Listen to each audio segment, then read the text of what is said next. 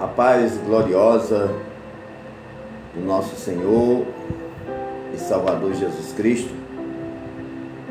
Este que vos fala é o pastor Francisco Silva,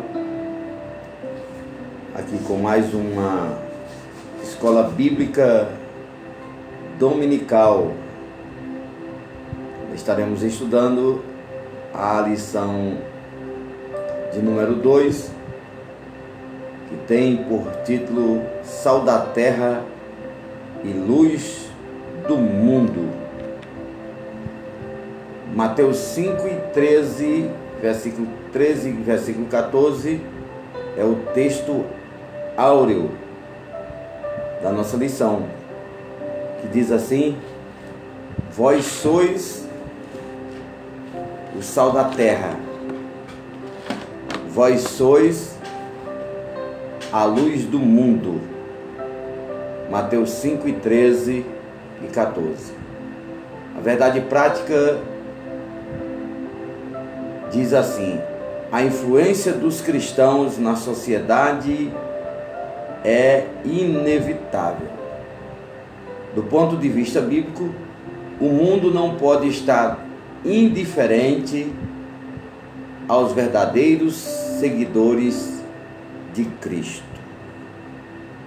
A leitura bíblica em classe se encontra em Mateus capítulo 5, versículo 13 ao 16. Vós sois o sal da terra, e se o sal for insípido, com que há de se salgar? Para nada mais presta, senão para se lançar fora e ser pisado pelos homens. Vós sois a luz do mundo.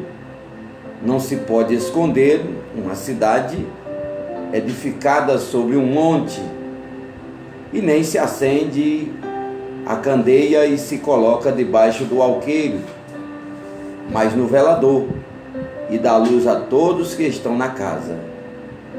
Assim resplandeça a vossa luz diante dos homens, para que vejam as vossas boas obras e glorifiquem a vosso Pai que está nos céus. Vamos orar neste momento. Senhor nosso Deus, nosso Pai, em nome de Jesus Cristo, teu Filho amado, Senhor da glória, eu rendo graça e louvor por mais essa oportunidade ímpar que o Senhor nos concede, Senhor, de estar na tua presença em oração, para mais um aprendizado a partir do entendimento e da sabedoria do teu Espírito Santo. Permanece conosco, dar-me no abrir e fechar dos meus lábios a palavra ungida pelo teu Espírito Santo, e nos abençoe desde agora para todo sempre. Amém? Amados em Cristo Jesus, a palavra-chave da nossa lição fala sobre a influência. Influenciar. Nós, se formos dar uma olhada em nossa volta, se formos dar uma olhada no mundo digital, iremos perceber que muitos, principalmente jovens hoje, desejam ser influenciadores digitais, ou influencer, como assim o denominam. E esta palavra-chave caiu bem neste mundo contemporâneo, neste mundo moderno, nesse mundo de pós-modernidade, nesse mundo de avanço tecnológico. A influência da igreja no mundo de trevas, a influência do cristão, a sua vida, o seu testemunho de fé. O objetivo desta lição de número 2 é apontar a função do sal. Nós iremos pegar esta palavra metafórica, no qual esta palavra sal, que foi usada por Jesus, que sempre adotou nos seus ensinos, sempre buscou uma forma pedagógica simples, né, mas bem adequada, porque há coisa mais simples do que o sal, né? O sal é simples, né? É comum em todo mundo, é necessário, está em todos os lares, e Jesus pega para então trazer uma metódica, por uma metáfora realizada, usando aí a função do sal para assemelhar os seus discípulos, né, e a sua igreja. Louvado seja Deus. Outro objetivo deste ensinamento é destacar aqui a função da luz, né? Qual é a função da luz e qual é a função do crente como luz no mundo de trevas, né? E, por fim, o terceiro objetivo aqui é refletir a respeito da influência dos discípulos de Cristo no mundo, né? Vamos refletir aqui sobre esta influência de cada um. É você que é influencer, né, digital. Qual é a sua influência? Como você tem influenciado o mundo, ou você tem sido influenciado pelo mundo? Então, vamos aprender isto nesta oportunidade, em nome de Jesus. Vamos enfatizar o papel de sal e luz, né? Porque não basta denominar-se ser cristão, mas sim fazer a diferença no lugar onde vivemos, né? No lugar aonde habitamos, no lugar aonde Deus escolheu para atuarmos, né, com o evangelho de poder. Como Paulo dizia: eu não me envergonho do evangelho, porque é poder de Deus para a salvação de todo aquele que crê, tanto do judeu como do grego. Então, não basta somente você se apresentar como crente, como evangélico, como nação gospel, ou como mesmo cristão, mas o que importa é fazer aqui a diferença no lugar aonde vivemos, né? Ter o bom nome, né? Preservar o bom nome. Se formos observarmos nos dias de Noé, aonde a terra estava precisando deste tempero, nos dias de Noé, a terra estava se deteriorando, a terra estava em corrupção degeneralizada, né? E ali Deus encontrou um homem, aleluia, fiel, encontrou a Noé para fazer a diferença lá no lugar aonde ele estava, e dali ele foi usado por Deus para construir a arca, né? Então, tomaremos duas metáforas pelas quais Jesus ensinou a respeito da relevância dos seus discípulos no mundo. Se observarmos na lição anterior, aonde se falou, né, do caráter do cristão, as beatitudes, as bem-aventuranças dadas no monte, né, por Jesus, nós vamos observar que uma das últimas, das 8 bem-aventuranças, das 8 beatitudes, estava a perseguição. E Jesus falava: bem-aventurado, né, sois vós quando perseguirem, né, mentirem e disserem todo mal contra vós por minha causa, né, porque grande é o vosso galardão no céu. Então, quando Jesus ali fala de perseguição, fala da atuação do mundo contra a igreja, contra os discípulos. E agora Jesus vem dando continuidade aos versículos. Jesus vai falando agora da influência deste discípulo perseguido, o seu comportamento, o seu caráter, né, como tempero, como alguém que conserva, louvado seja Deus, e como alguém que ilumina o lugar de trevas, né. Se diga-se de passagem, o próprio Jesus nos aconselhou a andarmos, né, nas suas pisaduras, tomando como exemplo aquilo que ele realizou. E se formos para este campo de observação, podemos ver que a terra de Zebulon e a terra de Naftali é dita pela Bíblia Sagrada de uma região que estava em trevas, intensas trevas, e ali brilhou-se uma luz, né? Que possamos brilhar. Somos chamados para influenciar o mundo atual. Fomos chamados para influenciar a sociedade em que vivemos. Paulo, quando viu problemas em Coríntio, ele viu N problemas, né, acerca de vários assuntos, mas Paulo ele vai dizer que era necessário que existisse as heresias para que os fiéis se manifestassem. Então, neste mundo em que vivemos, nós fomos chamados para influenciar o mundo para viver, aleluia, num tempero certo, numa conserva certa, iluminando o lugar das trevas. O sal tempera e conserva. Jesus, como já foi dito, ele trabalhou, ele usou a sua forma metódica de ensino.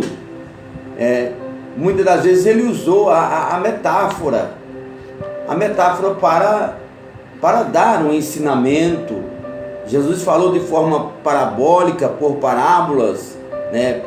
Jesus usou de símiles, Jesus usou de hipérboles, e assim, de várias formas são constatadas na Bíblia Sagrada, né? De forma figurada, de forma ilustrativa e de forma comparativa, porque aqui o Senhor Jesus, ele vai falar, né, sobre o sal.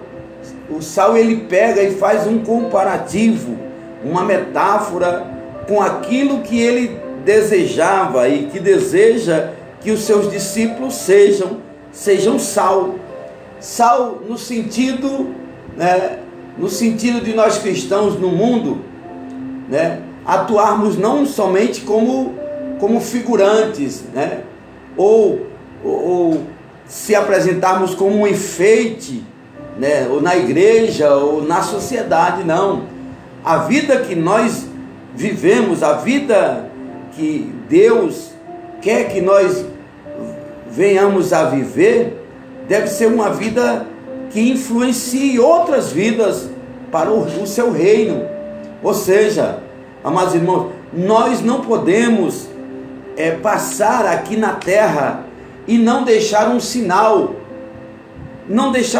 da nossa fé, não deixar um sinal daquilo em que acreditamos, não deixar um sinal naquilo que nós cremos, que é a palavra de Deus, aleluia, sobre a nossa vida. Caso contrário, nós viveremos, né, a nossa própria falência, né?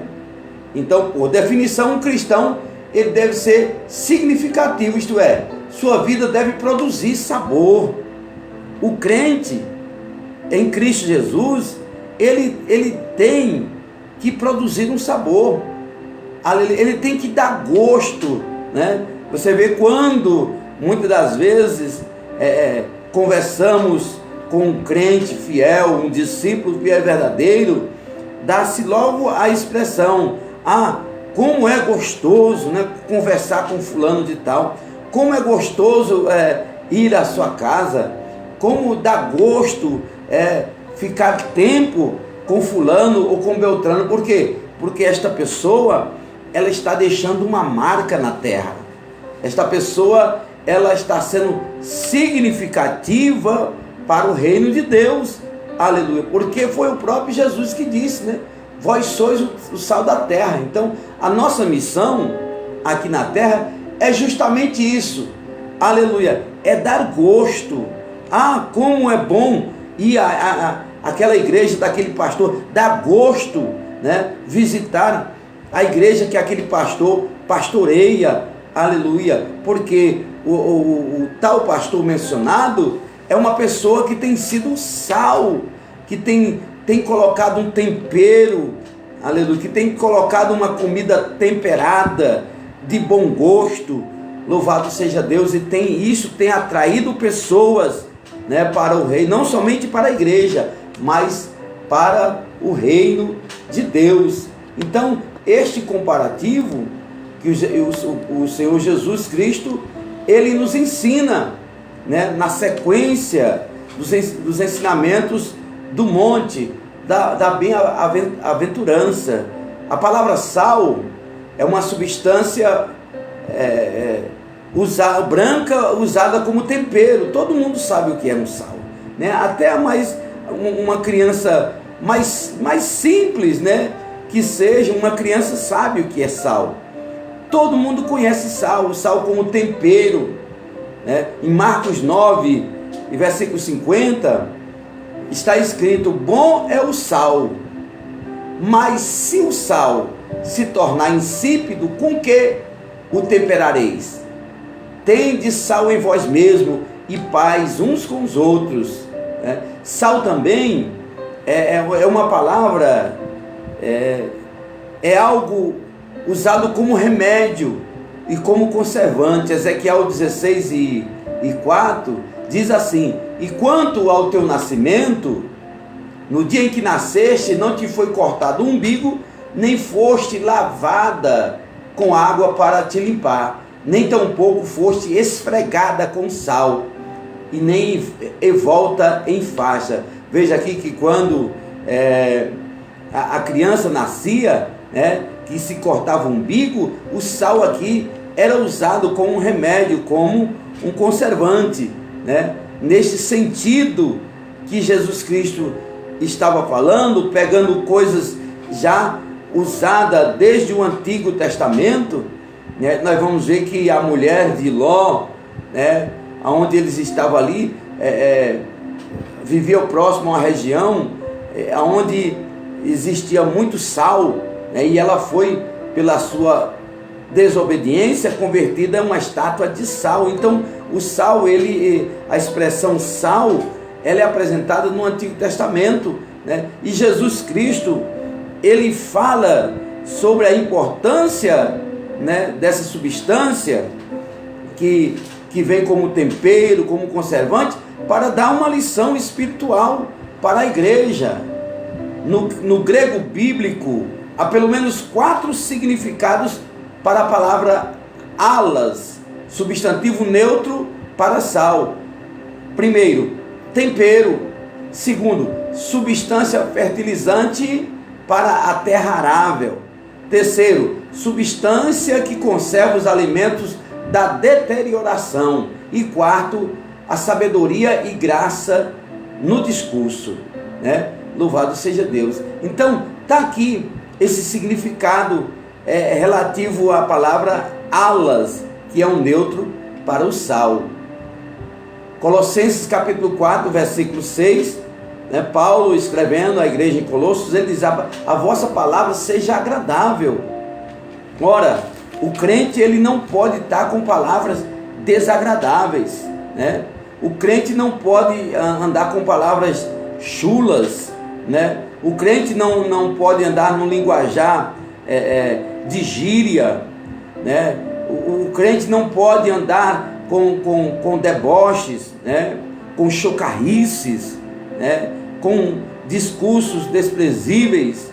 Mas Paulo, escrevendo aos Colossenses, ele diz assim, 4 e 6, a vossa palavra seja sempre agradável. Olha só como é o como é que Jesus Cristo ele molda o caráter do crente, né? Paulo, às vezes, quando vai falar sobre a nova vida do crente, ele usa a seguinte expressão: noutro tempo éreis, né? Noutro tempo éreis. Realmente, em outro tempo, o nosso comportamento era diferente, a nossa fala era chula, né? Alguns roubavam, alguns mentiam, né? Alguns adulteravam, alguns faziam atrocidades, mas agora em Cristo não. Quando ele escreve 5,17 em Coríntios, ele diz assim: aquele que está em Cristo, nova criatura é. Não existe crente que permaneça na presença de Deus da mesma forma que era no mundo, não. Paulo falou até das vestes, né? Paulo aborrecia até as vestes antigas, porque é um tempo que se passou. O Espírito Santo já trabalhou na vida do novo crente. O Espírito Santo já trabalhou na vida da nova crente. Então, o comportamento dela, o linguajar dela é agradável, a conversa dela é agradável. Ela fala, ela pensa nas coisas do céu.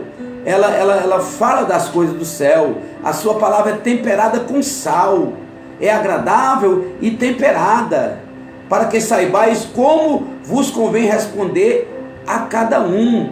Então, este é o conselho de Paulo para a igreja em Colossos, e é um conselho para mim, e é um conselho para você que se identifica como cristão, que se identifica como discípulo, né? Nós não iremos ganhar pessoas para o reino de Deus se o nosso comportamento for do mesmo da pessoa que está sendo discipulada.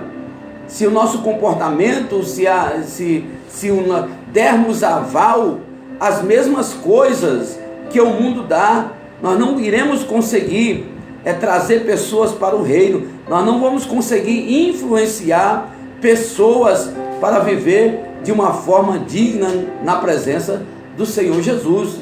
Mas devemos sim permanecer firmes, entendendo, compreendendo a palavra de Deus, para que possamos trazer essas lições, não somente para saber que Jesus Cristo quer que nós sejamos sal da terra e luz do mundo, mas para colocarmos em prática aquilo que o Senhor Jesus Cristo nos ordena, né? Como o Senhor mesmo diz na sua palavra: vós sereis meus discípulos se fizerdes o que eu vos mando. Lá em Apocalipse, João, ele diz que bem-aventurado é o que ouve, né? E o que guarda as palavras desta profecia. O salmista Davi diz: guardei a tua palavra no meu coração, para não pecar contra ti. Então o sal tempera e conserva. Então o sal é de suma importância, né, para toda a vida, não somente para os primórdios. Então Jesus Cristo, ele acertou categoricamente quando ele trouxe, aleluia, a substância do sal para dar uma lição aos discípulos, né? Porque o sal é de suma importância, assim como eu e como você somos de suma importância para a sociedade em que vivemos. Somos de suma importância, né, para a cidade que você dirige a igreja, a cidade na qual o Senhor lhe confiou, a cidade na qual o Senhor te colocou, né, como luz, né, aí para fazer a diferença. Então podemos dizer que o sal tem a função de o quê? De dar sabor, né? Que é como Paulo disse, acabei de dizer em Colossenses, né, que a nossa palavra seja temperada, né, que sejam de um sabor, de algo. Quando você come uma comida saborosa, você logo pergunta quem fez, né? Qual é a mão abençoada que fez aquela comida. Quando você vai em um restaurante, você quando você sente o prazer do tempero daquela comida, logo você já agenda para voltar àquela churrascaria ou aquele restaurante, sabe? Porque aquilo te deu sabor, né? Pois um alimento na medida certa de sal é saboroso. assim também o crente, quando ele chega à estatura, né, aleluia, de homem, aleluia, que Deus agrada, ele também está na medida, né? Então nós temos que deixar de ser meninos levados, né? Paulo diz, quando eu era menino, eu agia como um menino. Então já mudamos, né, de faixa etária, já não somos mais meninos sendo levados por ventos de doutrinas, né? Temos a nossa firmeza, saímos do leite, né? Estamos em uma alimentação mais sólida. Louvado seja Deus. Um alimento na medida certa de sal é saboroso. Um crente em estatura certa, aleluia, que se encontra no local certo, na direção certa, é algo que dá sabor, né, a este mundo que jaz no maligno, neste mundo corrompido. Jó capítulo 6, versículo 6 diz assim: ou comer-se-á sem sal o que é insípido, ou haverá gosto na clara do ovo, né? Você já comeu um ovo sem sal? Que negócio horripilante, né? Que negócio sem graça, né? É você pegar um ovo, jogar na frigideira, né? E você não colocar uma pitadinha de sal ali naquele ovo, né? Que gosto terá a clara do ovo, como diz Jó no capítulo 6, versículo 6, né? Não terá gosto nenhum. E a própria palavra diz, se o sal perder esse gosto, né? Se nós, com as nossas atitudes, como Paulo escrevendo aos Romanos, salvo engano, não tem uma precisão agora do versículo, mas salvo engano, no capítulo 2, diz assim, né? Que as nossas obras fecham as portas para que os ímpios não queiram conhecer o Evangelho, né? As nossas obras têm que ser, aleluia, tem que dar gosto. Nós temos que dar gosto às pessoas, aleluia, para que eles venham provar. Porque se nós tornarmos uma pessoa desgostosa, nós não teremos mais nenhuma utilidade no reino de Deus. Então, essa função simboliza a vida moderada, a vida equilibrada. Nós devemos ser moderados, né? Equilibrado. O crente não pode ser ultrapassado. O crente ele não pode viver num extremismo, num legalismo e nem também numa libertinagem. Não, tem um autocontrole. Paulo diz, todas as coisas me são lícitas. Tudo é lícito para o homem, tudo é. Agora, nem todas as coisas nos convêm. Então, é preciso nós moderarmos, ponderar, usar de ponderação para saber o que é lícito para nós como servo de Deus, como serva de Deus. Que lugar, aleluia, Jesus estaria conosco estando lá, né? Que lugar podemos frequentar, né?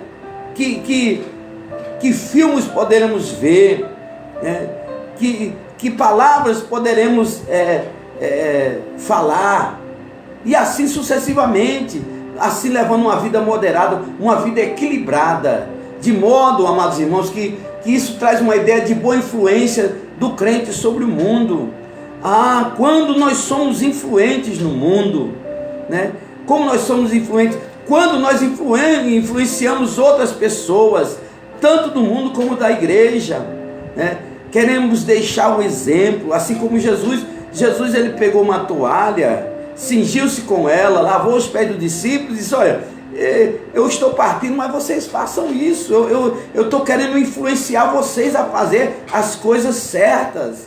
Jesus, quando deu um exemplo para fazer, para que a gente seguisse ele, Jesus estava dizendo, eu sou o maior influenciador de vocês, eu quero influenciar vocês no caminho certo. Louvado seja Deus.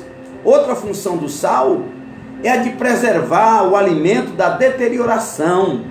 Volto a dizer, a terra estava corrompida, né, na corrupção generalizada, né? E Deus resolveu destruir toda a substância da carne, porque já estava em putrefação, já cheirava mal, né? Faltava sal na terra, né? Então ali foi visto Noé como um homem justo no meio de uma geração corrompida. E é isso que Deus quer, do seu alto trono, olhar para a baixa terra, olhar para mim, olhar para você, olhar para dentro de mim, para dentro de você, e ver alguém que ainda tem sal, alguém que ainda coloca sabor quando prega, quando louva, quando faz o discipulado, quando evangeliza, né? Deus quer ver em nós ainda este gosto, assim como ele viu em Noé.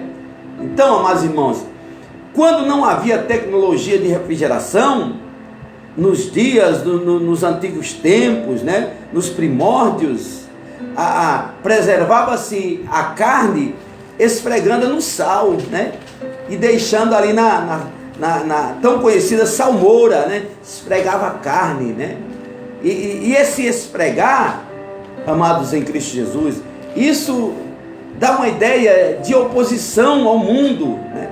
Por que essa ideia de oposição? Porque os cristãos, como sal, nós somos esfregados aqui no mundo, num processo de apodrecimento moral e espiritual. Sabe quando um crente que perdeu o sal, ele vai ganhar uma pessoa para Jesus? Nunca, né? E o seu discurso pode ser belo, o seu discurso pode ser categórico, o seu discurso pode ser coerente, até mesmo com a Bíblia, mas a insipidez da sua vida vai cooperar muito para que a pessoa não aceite a Cristo, né? Porque esse mundo ele está em processo de apodrecimento. Olhe para os sinais dos tempos, olhe para as leis que querem criar, olhem como eles querem governar os nossos filhos, olhe como eles querem trazer um comportamento para dentro das famílias. Olhem esse apodrecimento moral nesses dias, atinge a espiritualidade, porque esse apodrecimento é moral e espiritual. E aí aonde nós entramos como sal da terra. Primeira epístola de João, no capítulo 5, versículo 19, diz assim: sabemos que somos de Deus e que todo mundo está no maligno. Todo mundo está no maligno, sem exceção. O inimigo, ele não é o dono da terra, ele não é o dono do universo, isso nós sabemos, porque no princípio quem criou tudo foi Deus, que criou os céus e a terra, e Deus está sob o domínio, sob o comando, porque Deus é soberano. Mas nós sabemos que o inimigo ele tem domínio de várias coisas, vários sistemas, principalmente o ocultismo está sendo administrado pelo príncipe deste mundo, que é Satanás. E a Bíblia está dizendo que nós sabemos que somos de Deus. Nós temos que saber, você tem que saber que você é uma pessoa de Deus. Temos que saber que somos de Deus e que o mundo aí fora, todo o mundo, sem exceção, está no maligno. Então veja, por isso que João diz assim: não ameis o mundo e nem o que no mundo há.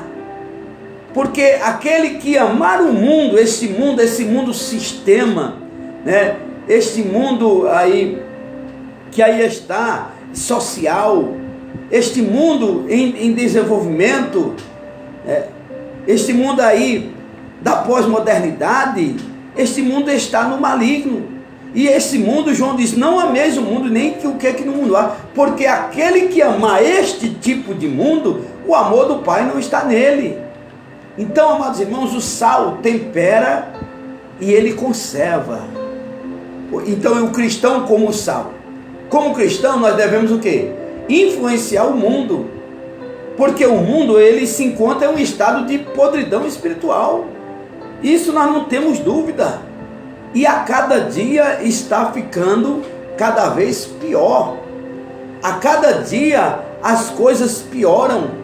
A cada dia querem querem construir leis que vão de encontro, né, às leis morais de Deus. A cada dia querem, com as suas invencionices, deturpar a palavra de Deus. Então vamos influenciar este mundo para que eles reconheçam que Deus está no meio da igreja, que Deus está em minha vida, que Deus está na sua vida. Lucas capítulo 14, versículo 34 ao 35, você vai poder observar que lá está escrito assim: bom é o sal, né? Bom é o sal. Se o sal degenerar, com que há de salgar? Nem presta para a terra, nem para o monturo, lança-no fora. E aí Jesus diz assim, eu creio que Jesus deu uma pausazinha e diz assim, ó: quem tem ouvidos para ouvir, que ouça, né? Quem tem ouvido para ouvir, que ouça. Porque nesse aspecto, o cristão ele deve expressar os valores morais e espirituais do Evangelho em sua vida, né? O Evangelho tem que sair de dentro de nós para o mundo, né? O mundo em trevas, ele precisa, o mundo em deterioração, ele precisa deste tempero, né? E nós devemos se opor aos valores do mundo. Eu fico impressionado como tem irmãs e até mesmo pastores que se dizem conhecer a Deus, que se dizem conhecer a palavra de Deus e não se opõem aos valores do mundo. Eles aceitam tudo que vem, até mesmo deixam adentrar nas igrejas valores que o mundo aprecia, valores que o mundo assina, valores que o mundo concordam. Mas Deus não nos chamou para isso.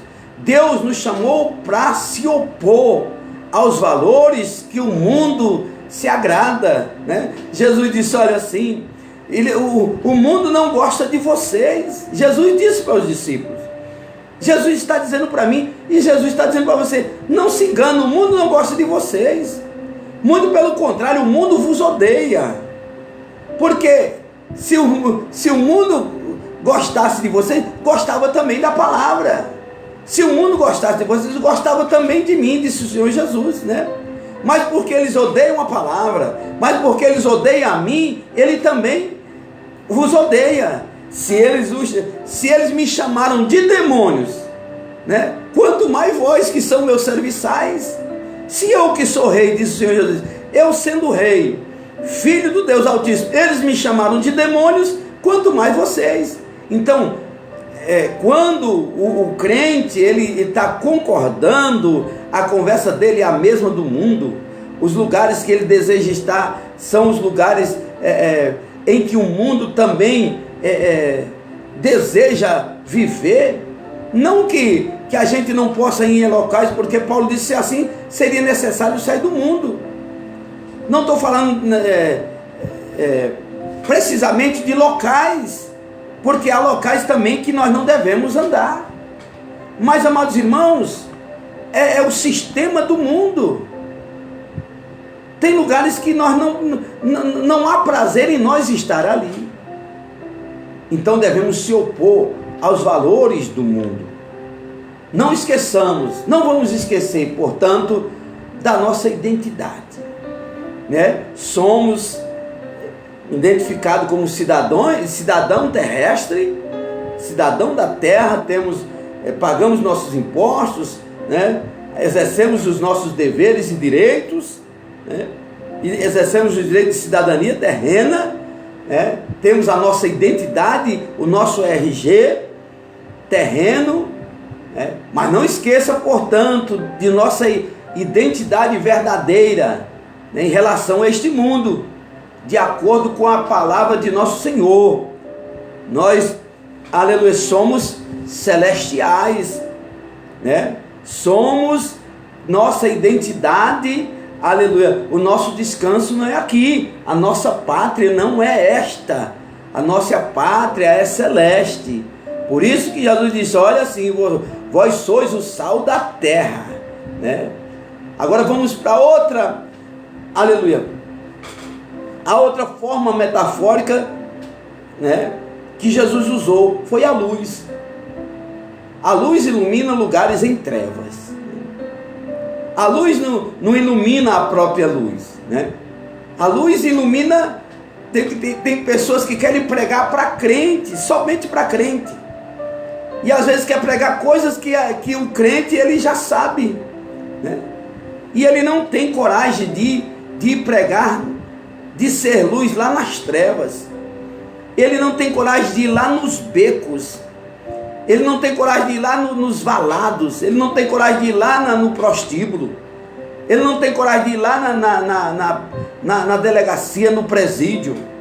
Ele não tem coragem de ir lá num asilo, de um manicômio, ou seja, em qualquer lugar aonde sabemos que é necessário que a luz brilhe. Não. Às vezes o pregador só quer pregar na igreja. Ele só quer trazer uma mensagem de luz para luz. No entanto, o conceito físico e metafórico aqui de luz, que diz assim, a luz procede dos corpos celestes, própria, estrelas, refletida, lua, planetas, que traz claridade e por isso é capaz de iluminar os objetos e torná-los visíveis. Olha, nós somos capazes, né? Eu sou fruto de alguém que foi iluminado no meio das trevas e a luz me tornou visível, né?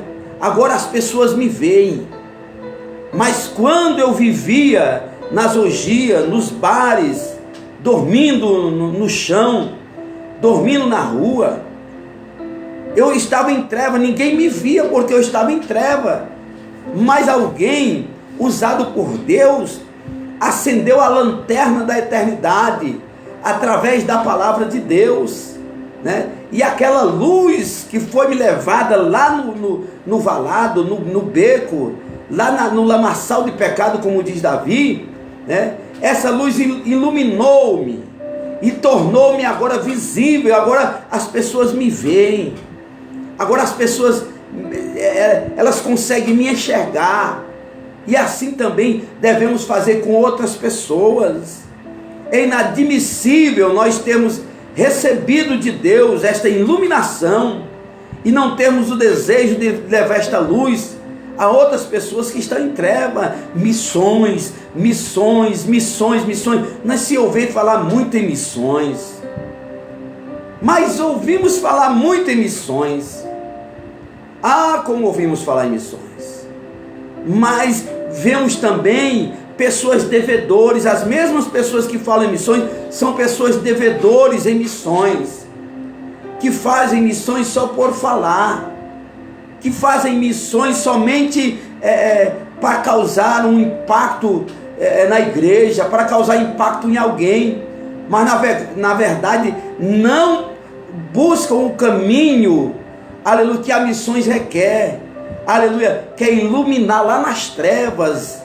É o ide de Marcos 16 e 17, ali ide por todo mundo, brilhe lá nas trevas, vai lá buscar, força-os a entrar.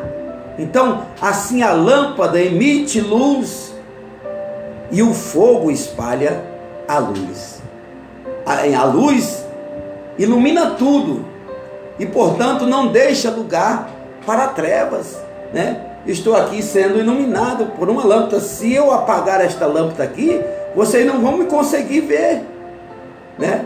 A câmera aqui que está me filmando, ela não vai conseguir captar, ela não tem poder para isso, embora tenha câmeras que possam filmar na escuridão, mas esta aqui não é capaz. Então, se eu apagar esta lâmpada aqui, tudo aqui vai ficar em trevas. Então a luz ilumina tudo, a luz ilumina tudo. Do ponto de vista bíblico, a luz ela pode ser aplicada metaforicamente assim: a Deus, Salmo 104, versículo 2, Ele se cobre de luz como de um vestido, estende os céus como uma cortina. A luz, ela pode ser vista no ponto bíblico e ser aplicada metaforicamente a Jesus, como está escrito em João capítulo 1, versículo 4 ao 7, que diz assim: nele estava a vida, e a vida era a luz dos homens, e a luz resplandece nas trevas, e as trevas não a compreenderam. Houve um homem enviado de Deus, cujo nome era João. Este veio para testemunho, para que testificasse da luz, para que todos crescem por ele. A luz pode ser aplicada de forma metafórica à palavra de Deus. Salmo 119, versículo 105. Lâmpada para os meus pés é a tua palavra, e luz para o meu caminho. Pode ser aplicada também aos discípulos de Cristo. Mateus 5 e 14. É aqui que Jesus, que nós estamos estudando, a lição número 2. Vós sois a luz do mundo.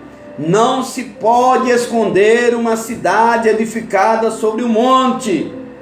Não tem condições de esconder uma cidade edificada sobre um monte, porque a luz ilumina lugares em trevas. Nas palavras de Jesus não há dubiedades, não há. Observe aí que ele não disse: vós elevais ser a luz. Não, ele diz assim: você é luz, vocês são a luz, né? Eu sou a luz, você é a luz que tem que brilhar, porque a palavra, Deus, a palavra já fez morada em mim, já brilhou em mim. Aí Paulo diz: resplandeça como astro. Então nós devemos resplandecer esta luz que veio sobre nós. No reino de Deus, o que se espera do cristão é que seja e viva como luz neste mundo. Quando se referimos ao crente como luz, Jesus, ele fez menção às boas obras. As boas obras produzidas por cada um de nós se caracterizam pelo ato de amor e fé. E isso são manifestos na vida do crente por meio de um testemunho verdadeiro diante dos homens, né? Estamos rodeados de uma grande nuvem de testemunhos, né? O crente, ele é vigiado, eu costumo dizer, 48 horas em 24, né? 24 horas por dia, 48 horas sendo vigiado todo o tempo. As nossas ações, a obra, né? O nosso comportamento, o nosso falar, o nosso linguajar, né? As nossas ações, os nossos feitos, né? E que possamos dar um testemunho verdadeiro diante dos homens. Nisto é glorificado, né? Quando eu agora estou lembrando do capítulo 2 de Romanos, que diz que por causa de nossas ações, o nome de Deus, ele é desprezado, né? O nome de Deus é desprezado por causa de nossas ações. Então devemos ter muito cuidado, né? Principalmente com os escândalos, né? É natural que o escândalo apareça, é natural que o escândalo venha. Não, enquanto nós viver, vamos ter que conviver com os escândalos. Escândalos advindo de pastores, escândalos advindo de ovelhas, né? E assim sucessivamente, né? E é natural que o escândalo aconteça, mas ai daquele por quem vier o escândalo, né? É melhor que nem tivesse conhecido a Deus. Era melhor, né? Que nem tivesse conhecido ao Senhor. Então João capítulo 15, versículo 8 diz assim: nisto é glorificado o meu Pai, que deis muito fruto, e assim sereis meus discípulos.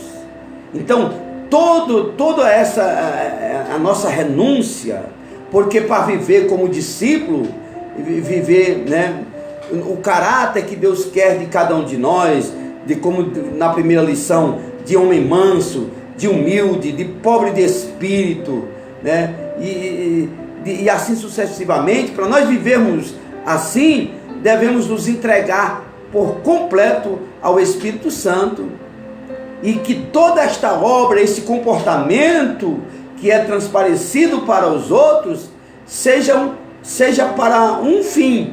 Qual é o fim nisso? É para acharmos maior do que os outros? Não. é para acharmos tal, não. Mas o nosso fruto, o fruto da paciência, para com aqueles que são fracos, que estão fraquejando, o fruto, né, de ter o espírito pobre em relação à oposição à soberba, à ganância, tudo isso, esses frutos que nós damos que damos no reino de Deus, por aviés do Espírito Santo, é para que o nome do Senhor seja glorificado, né? Para que dê fruto, e nisto é glorificado Deus na nossa vida, nisto Jesus é glorificado na nossa vida, nisto o Espírito Santo é glorificado em nossa vida. Por isso que, aleluia, João Batista diz assim, né? Importa, né, que ele cresça e que eu diminua na sua presença, né? Mateus 5,16, assim resplandeça a vossa luz diante dos homens, para que vejam as vossas boas obras e glorifique a vosso Pai que está nos céus. Esta é a vontade de Deus, irmão. Esta é a vontade de Deus na nossa vida, porque essa luz que veio sobre a nossa vida, ela ilumina nos lugares em trevas. A luz em lugares em trevas. Quando disse que não se pode esconder uma cidade edificada, né, sobre um monte, Jesus aqui estava se referindo à impossibilidade de esconder o brilho da luz. É impossível ficar entre quatro paredes da igreja com esta luz brilhando. Não, esta luz ela tem que sair para as ruas, essa luz tem que sair para os becos, essa luz tem que brilhar nos valados, nas trevas. No reino de Deus, cada crente é uma luz que brilha no mundo o tempo todo. É isso que a palavra de Deus quer nos ensinar.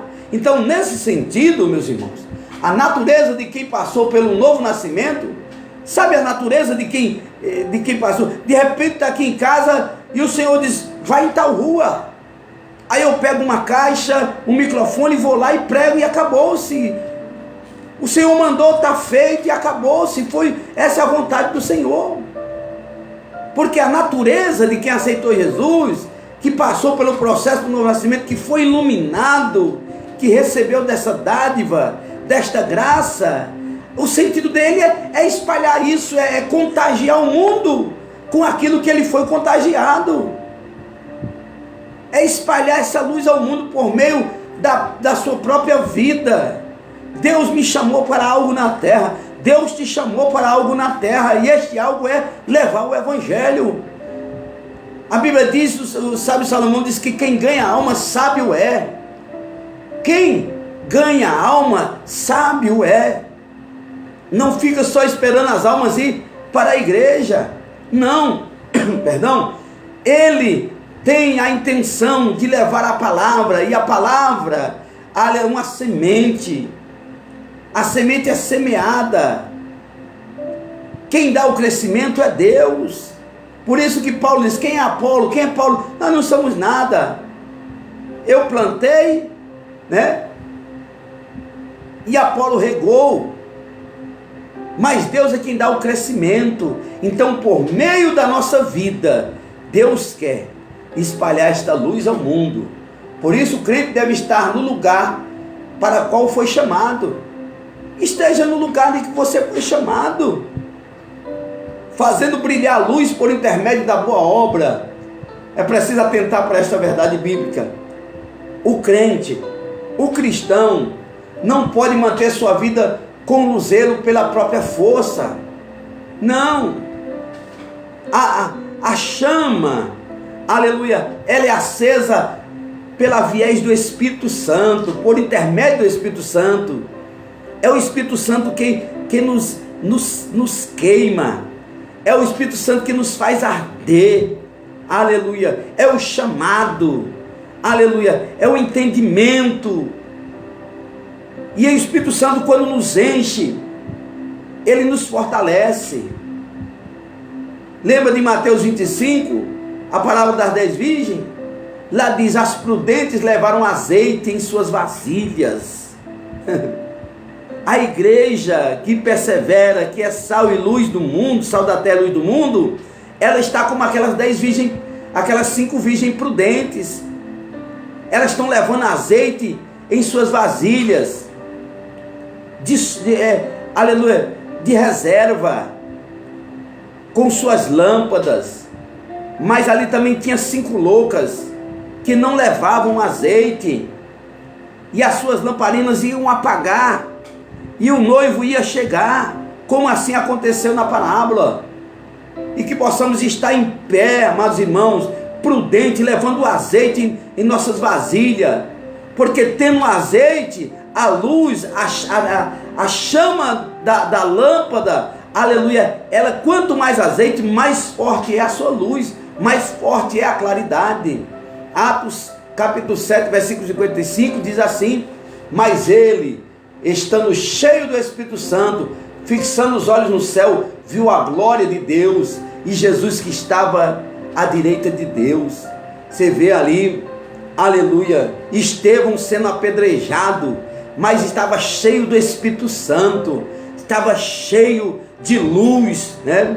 E porque ele estava cheio de luz, ele também viu a glória de Deus, aleluia, e viu Jesus sentado à direita de Deus, aleluia. Então, os discípulos que influenciam é discípulos que estão sendo sal, sabe? E uma peculiaridade do sal, é interessante e é importante se dizer isto, diga-se de passagem, aqui neste ensinamento, que o sal, ele não aparece, né? Você vai lá, coloca água, né? E joga uma pitadinha de sal na água para fazer um arroz, outra coisa, e ele some. Ele some. Ele atua de maneira oculta, silenciosa, né? Tem hora que ele é sal para se esconder, para que, aleluia, as obras resplandeçam, porque ele é sal. Agora o que vai fazer ele brilhar é a luz. Mas e quando ele é sal, ele está atuando de uma forma oculta, silenciosa. Aleluia. Mas veja bem, mesmo ninguém sabendo, mesmo ninguém vendo que tem sal, que não está vendo sal naquela comida, mas alguém está sentindo o gosto do sal. Mesmo que ninguém esteja te vendo, mesmo que ninguém esteja reconhecendo o teu ministério, mas saiba disso, aleluia, que você está dando gosto, aleluia, naquilo que está fazendo para Deus. Saiba que você está temperando a vida de alguém, saiba que você está temperando a família de alguém, aleluia, você está influenciando o mundo a viver a vida que você vive também diante de Deus. Então, mesmo atuando de maneira oculta, mesmo sendo colocado por detrás das ovelhas, como fizeram com Davi, viveu ali uma vida de rei, mas estava oculto pelos seus irmãos. Mas Davi seria trazido às claras, Davi ia ser trazido para a mesa, e ninguém iria sentar à mesa sem a chegada de Davi. Ninguém vai assentar. Vai chegar um momento, aleluia, que você vai ser honrado, vai ser tão honrada, aleluia, que muitos vão querer sentar à mesa e alguém vai dizer: não sentará ninguém enquanto ela não chegar. Aleluia, receba esta palavra profética, né? Porque neste ensinamento também está saindo palavra profética. Então, essa referência, aleluia, nos ensina que antes de testemunharmos publicamente, é preciso renovar o homem interior. Segundo Coríntios capítulo 4, versículo 16, o nosso homem interior, aquilo que está dentro de nós, aleluia, louvado seja Deus, ele deve refletir, aleluia, lá fora.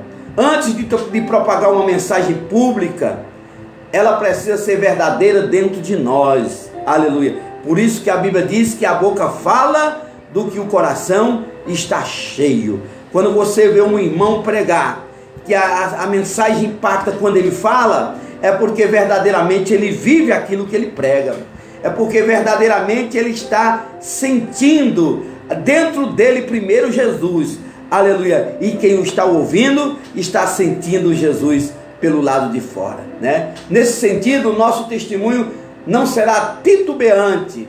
Assim, o sal poderá estar fora do saleiro espalhando-se por todo o mundo. Aleluia, sejamos luz. O cristão deve brilhar na família, na escola, na universidade, no trabalho, em toda a sociedade.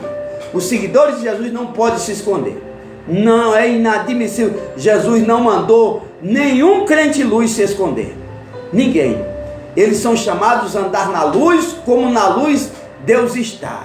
Se andarmos na luz, assim como Ele na luz está, temos comunhão com o outro e seu sangue nos purifica de todo o pecado, né? Louvado seja Deus. 1 João, capítulo 1, versículo 7. Se andarmos na luz como Ele está, nós vamos ter essa comunhão verdadeira. Se o nosso caminho é luz, não pode haver trevas. Nesse caminho não há lugar para escuridão, pois o caminho de Deus é de luz, que reflete sobre a sua palavra. Salmo 119, versículo 105. Lâmpada para os meus pés é a tua palavra e luz para o meu caminho. Então, amados irmãos, deve existir essa influência cristã. Paulo disse que temos um tesouro em vaso de barro, em 2 Coríntios 4 e 7. Esta é a verdade do Evangelho. Não devemos portar como bandeira no mundo que inteiramente jaz no maligno. Nós devemos portar-nos como bandeira, né, neste mundo aí que jaz no maligno. Sabemos que somos de Deus e que o mundo está no maligno. Com isto, influenciar a sociedade não significa que o crente seja excêntrico ou ostente alguma coisa. Pelo contrário, a postura de quem é sal e luz é a de um embaixador de uma pátria, cujas referências são longanimidade, mansidão, que é moderação, bem como outras virtudes lá que nós estudamos na primeira lição, né? Portanto, o modo de viver por meio de uma nova vida e da prática de boas obras levará os homens a glorificar a Deus. Ouçamos, pois, o conselho de Paulo na carta dele a Efésios, no capítulo 5, versículo 15. Veja prudentemente como andais. Amém? Nesse mundo dominado por trevas, dominado pelo pecado, só mesmo a influência do servo de Cristo para promover a verdadeira mudança, né? Vamos observar, aleluia, vamos observar o mundo em nossa volta, em treva. É preciso que a luz divina brilhe a partir de nós, para que todos vejam nossas boas obras e glorifiquem o Pai. Mas também é preciso lembrar de que, sem um verdadeiro testemunho, o Evangelho não será levado a sério entre os homens. Entretanto, se o cristão mostrar uma vida verdadeiramente transformada, sincera e sem artificialismo, exerceremos o nosso papel de sal da terra e de luz do mundo. Deus abençoe a sua vida, Deus abençoe a sua casa, em nome de Jesus. Termino com esta oração de agradecimento a Deus. Senhor nosso Deus, nosso Pai, Senhor da glória, em nome de Jesus, Senhor, nós te agradecemos por esse momento, Senhor da glória, que aqui ficamos na tua presença. Seja conosco, permanece conosco, é o que nós te pedimos e por fé nós te agradecemos em nome de Jesus. A paz do Senhor a todos.